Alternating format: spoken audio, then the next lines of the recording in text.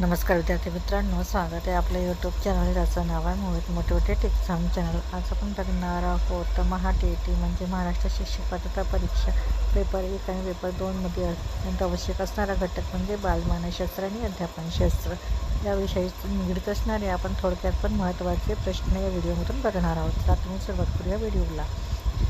सुरुवातीला आहे आत्मनिरीक्षण. बाह्यनिरीक्षणाच्या पद्धती परस्परपूरक आहेत व त्यामुळे मनोव्यापाराचा अर्थ लावता येतो.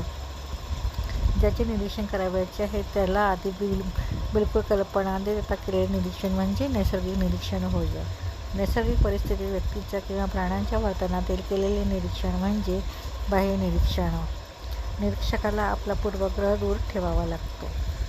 आत्मनिरीक्षण पद्धतीत अभ्यासवस्तू एकच असल्यामुळे तिथं व्यक्तिनिष्ठेचा दोष येतो. आत्मनिरीक्षण पद्धत सुलभ व बिनखर्ची आहे. मानसशास्त्रातील सर्वात शास्त्रीय पद्धत म्हणजे प्रायोगिक पद्धत होय.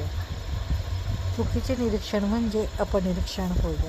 चारही बाजूंनी केलेली पाहणी म्हणजे सर्वेक्षण होय.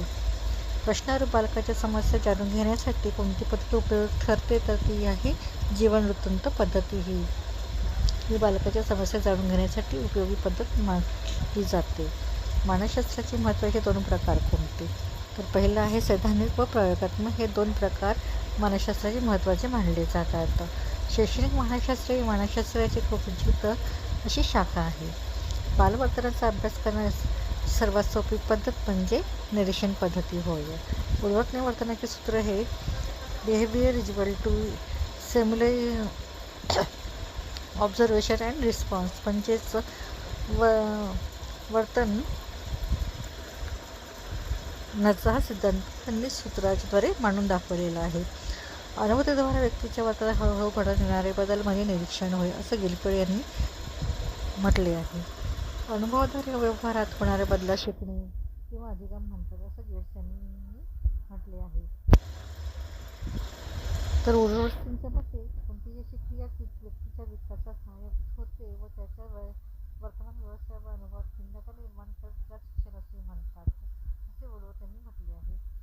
आचरणात प्रगतिशील बदल घडवून आणण्याची धडपड म्हणजे शिकणे होय. परिस्थितीत अनुकूल बदल घडवून आणण्याची धडपड म्हणजे शिक्षण. प्रेरणा ही गरजेतून निर्माण होते. सभोवतालच्या परिस्थितीत सुसंवाद साधणे म्हणजे समायोजन साधने होय. कौशल्य संपादन करण्यासाठी वर्तनाची आवश्यकता असते. अध्ययन वक्र अध्ययनाची मात्रा, गती, उन्नती किंवा अवनती स्पष्ट करते असं गेट्स यांनी म्हटले आहे.